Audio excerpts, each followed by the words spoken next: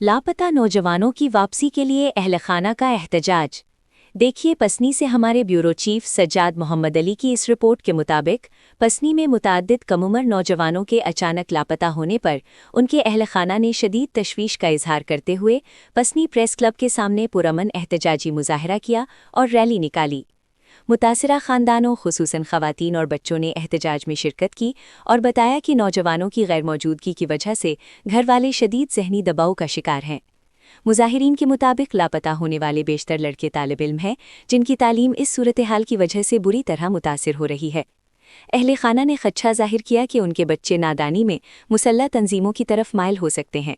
उन्होंने मुताल्लिका हुक्काम और तंजीमों से इंसानी हमदर्दी की बुनियाद पर अपील की है कि बच्चों को बहिफाजत घरों को वापस भेजा जाए ताकि वो अपनी तालीम और मामूल की ज़िंदगी दोबारा शुरू कर सकें।